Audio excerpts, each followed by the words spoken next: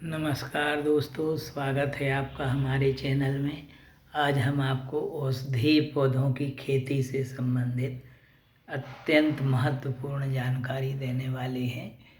आपको औषधीय पौधों की खेती करने के पूर्व क्या सावधानियां बरतना चाहिए, इस पर हम आपको बहुत ही महत्वपूर्ण सुझाव और मार्गदर्शन और सावधानियां रखने की जानकारी दे रहे हैं कि औषधीय पौधों की खेती करने के पूर्व आप क्या क्या सावधानियां बरतें और किस प्रकार औषधीय पौधों की खेती शुरू करें। तो चलिए, यदि आप नए हैं तो चैनल को सबसे पहले सब्सक्राइब कर लें और यदि वीडियो आपको पसंद आती हो तो लाइक अवश्य करें। तो दोस्तों, अभी तक यह निर्विवाद रूप से सिद्ध हो चुका है कि परंपरागत खेती फसलों की अपेक्षा जड़ी बूटियों की खेती करना आर्थिक रूप से ज़्यादा लाभकारी है। जड़ी बूटियों की प्राकृतिक स्रोतों से उपलब्धता इनकी काफ़ी कम हो गई है, इसलिए भी इनकी खेती की जाना आवश्यक है। आज शासन के प्रत्येक विभाग, चाहे वह कृषि विभाग हो अथवा उद्यानिकी विभाग, उद्योग विभाग हो या राजीव गांधी जल ग्रहण मिशन हो कार्यक्रम हो, WWF के कार्यक्रम हो, सभी की आशाओं का केंद्र जड़ी बूटियों की खेती ही बनती जा रही है। क्योंकि परंपरागत खेती में कृषकों को उतना अधिक लाभ नहीं हो रहा है, उत्पादन कम हो रहा है। इस क्षेत्र में भी जहां 10 व्यक्ति सफल रहे हैं तो 5 व्यक्ति असफल भी रहे हैं। जड़ी बूटियों की खेती के क्षेत्र में सफलता प्राप्त करने के लिए इन बिंदुओं पर अवश्य आप ध्यान दें। पहला, सर्वप्रथम जड़ी बूटियों की खेती से संबंधित आधारभूत तथा व्यावहारिक जानकारी अवश्य प्राप्त करें। जड़ी बूटियों की खेती करने से पहले इस क्षेत्र की व्यावहारिक जानकारी प्राप्त करना इसलिए आवश्यक है कि यह एक नया क्षेत्र है। औषधीय पौधों की खेती करना परंपरागत कृषि में काफ़ी अंतर होता है। उदाहरणार्थ, आप गेहूँ सोयाबीन की तो कहीं भी बेच सकते हैं, परंतु जड़ी बूटियों को ऐसा नहीं बेचा जा सकता, क्योंकि औषधीय पौधों का क्षेत्र एक नया क्षेत्र है। दूसरा, जड़ी बूटियों से संबंधित अधिक से अधिक जानकारी तथा साहित्य इकट्ठा करें। यदि आपको औषधीय पौधों के क्षेत्र में निरंतर प्रगति करना है तो औषधीय पौधों से संबंधित अधिक से अधिक साहित्य इकट्ठा करें। उदाहरणार्थ, जैसे कृषि से संबंधित जो पत्र पत्रिकाएं हैं उनको भी आप पढ़ें।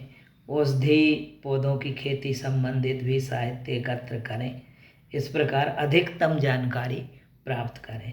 तीसरा, सदैव छोटे स्तर से कार्य प्रारंभ करें। औषधीय पौधों के क्षेत्र में जो भी लोग सफल रहे हैं उन्होंने अपना कार्य काफ़ी छोटे स्तर से प्रारंभ किया था।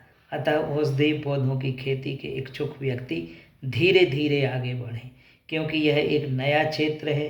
अतः जब तक व्यक्ति को इस क्षेत्र में पर्याप्त अनुभव ना हो जाए उसे बड़े स्तर पर नहीं करना चाहिए।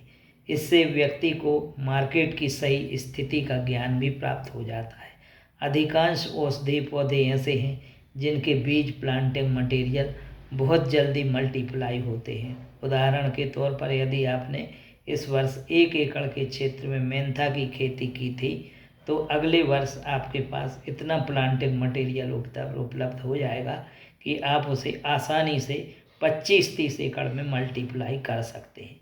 यही बात लेमन ग्रास, सिट्रोनेलल, सफ़ेद मूसली तथा कई औषधीय फसलें जैसे काली हल्दी आदि पर भी लागू होती है।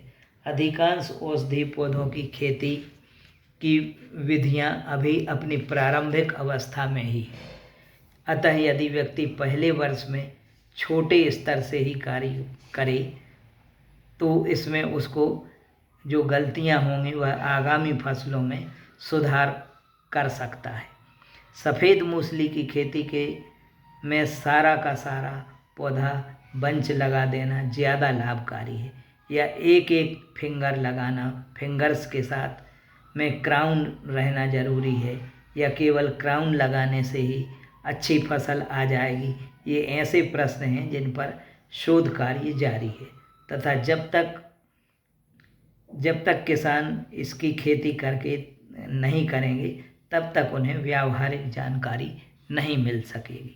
अतः प्रथम वर्ष में किसी भी स्थिति में 1/4 एकड़ से अधिक के क्षेत्र में सफ़ेद मूसली, काली हल्दी और अश्वगंधा आदि फसलें, 1 एकड़ से अधिक के क्षेत्र में मेंथा, 1 एकड़ से अधिक के क्षेत्र में लेमन ग्रास, 1 एकड़ से अधिक के क्षेत्र में कलिहारी लगाने की हम सलाह नहीं देंगे। न्यूनतम क्षेत्र में आप प्रथम वर्ष में औषधीय फसलें लगाएं। अब चौथा है परामर्शदाताओं के चक्कर में न पड़ें। किसी भी विषय में किसी विषय विशेषज्ञ से सलाह लेने में कोई बुराई नहीं है। विशेष रूप से प्रोजेक्ट रिपोर्ट बनाने जैसे तकनीकी विषयों पर तो परामर्शदाताओं की सेवाएं अवश्य ली जाना चाहिए। हमारे यहाँ औषधीय पौधों के क्षेत्र में सही परामर्शदाता मिलना उतना ही दुर्लभ है जितना कस्तूरी मृग को ढूंढना। औषधीय पौधों की खेती कर रहे किसानों से बेहतर जानकारी प्राप्त आपको हो सकती है। अब 5वीं सावधानी है, किसी एक विशिष्ट पौधों के विशेषज्ञ के रूप में आप अपनी पहचान बनाएं। प्रारंभ में आप छोटे स्तर पर 4-5 पौधों की खेती से कार्य प्रारंभ करें, परंतु अंततः किसी एक विशिष्ट पौधे के विशेषज्ञ के रूप में आप अपनी पहचान बनाएं। यदि आप ऐसा कर पाए तो आपको इससे वित्तीय लाभ तो होगा ही, साथ ही प्रदेश तथा देश में आपकी एक विशिष्ट पहचान भी बनेगी। अब 6वां है, जिन स्थानों पर इन पौधों की खेती हो रही है उनका भ्रमण अवश्य करें। किसी पौधे के बारे में जब तक आप इसे विधिवत खेत में लगाकर नहीं देख लेते तब तक आपको उसकी खेती की सही जानकारी नहीं मिल पाती है। व्यावहारिक रूप से किस प्रकार की भूमि अमुक फसल के लिए उपयुक्त रहेगी, इसकी तैयारी कैसे की जाना होगी, बेड कैसे बनाना होंगे आदि जैसे पहलू जब तक आप स्वयं क्षेत्र में जाकर नहीं देख लेते तब तक आप इनके व्यावहारिक पक्ष से परिचित नहीं हो पाएंगे। 7वीं सावधानियां है, जड़ी बूटियों की दरों में उतार चढ़ाव होता है। अन्य कृषि उत्पादों की तरह इस क्षेत्र में भी दरों में काफ़ी उतार चढ़ाव हो सकता है। ज़्यादा फसल आ जाने पर दरों में उतार होना आवश्यक है। उदाहरणार्थ मेंथा की फसल के संदर्भ में यह समस्या कुछ ज़्यादा ही विकराल पिछले वर्षों में हुई है, परंतु यदि आपको किसी जड़ी बूटी की न्यूनतम दरें भी मिलती हैं तब भी यह परंपरागत फसलों से ज़्यादा ही लाभकारी होंगी। इस क्षेत्र में पदार्पण करने पर ज़्यादा से ज़्यादा खरीदारों से व्यक्तिगत संबंध बनाना चाहिए जिससे आपको अपने उत्पाद के विपणन में परेशानी ना हो। अब 9वां है, औषधीय पौधों की खेती से सफल होने के लिए यह जरूरी नहीं कि आप सफल ही हों। औषधीय पौधों की खेती की ओर प्रत्येक वर्ग के लोगों का आकर्षण बढ़ता जा रहा है। परंपरागत किसानों की अपेक्षा ऐसे व्यक्ति इस क्षेत्र में ज़्यादा सफल रहे हैं जिनकी पारिवारिक पृष्ठभूमि कृषि की नहीं रही है। अब 10वीं सावधानी है, मार्केटिंग की व्यवस्था पहले से सुनिश्चित कर लें। जिसकी औषधीय पौधों की खेती करने का आपने विचार किया हो उसके बाजार की संभावनाओं की जानकारी पहले से ही एकत्रित कर लें। आपको संभावित खरीदार से प्रारंभ में ही चर्चा कर लेना चाहिए। अब 11वां है, प्रतिबंधित पौधों की खेती पर ज़्यादा ध्यान दें। अंधाधुंध विदोहन से कई औषधीय पौधे लुप्त होने की कगार पर हैं, जिससे शासन ने कुछ औषधीय पौधों को जंगल से लेने पर पूर्ण रूप से प्रतिबंध लगा दिया है।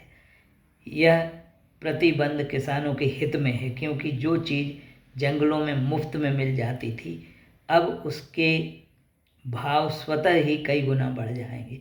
अतः जिन पौधों को जंगल से लेने पर प्रतिबंध है अथवा जो निर्यात हेतु प्रतिबंधित हैं जैसे कलिहारी, बच आदि, क्योंकि इनके भाव निरंतर बढ़ते ही जाना है। 12वां है, पटवारी से एंट्री करवाना ना भूलें। यदि आप जड़ी बूटी की खेती कर रहे हैं तो पटवारी से एंट्री अलग से करवाएं। ये औषधि पौधा आप देख रहे हैं सिंदूरी है, जिससे सिंदूर बनता है। इसकी भी औषधि पौधों की खेती हो रही है और ये काली हल्दी का जो आप पौधा देख रहे हैं, काली हल्दी की भी आजकल बहुत खेती किसान कर रहे हैं।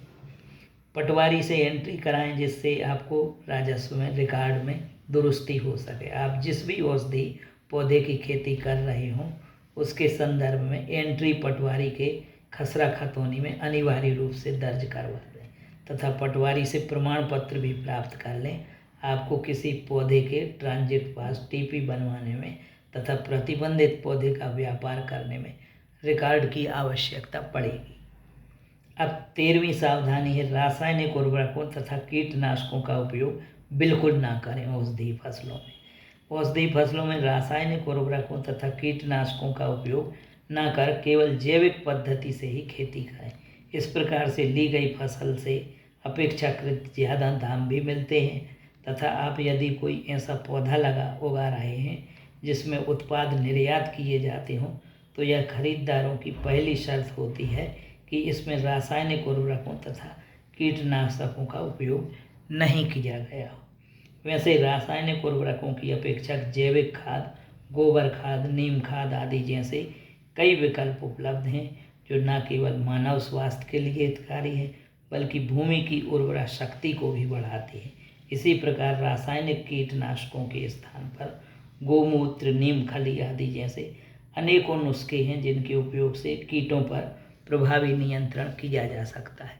और दोस्तों, वैसे औषधि फसलों में कीट बीमारी का प्रकोप नगण्य होता है, ना के बराबर नहीं होता है, क्योंकि इनमें औषधि पौधों में दैवीय शक्ति होती है। ये देवताओं के द्वारा अवतरित औषधियाँ हैं, अतः ये हर परिस्थिति में अपना अनुकूलन, हर प्रकार की भूमि, हर प्रकार के वातावरण में ये अनुकूलन बनाए रखती हैं। और औषधि पौधों से दोस्तों मैंने अपने अनुभव के आधार पर जिन किसानों ने ट्रायल ली है 35 से 40 गुना तक उत्पादन हुआ है। अतः इन सावधानियों को रखते हुए आप न्यूनतम क्षेत्र से औषधि पौधों की खेती करें।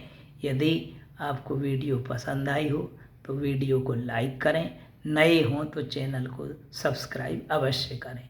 धन्यवाद।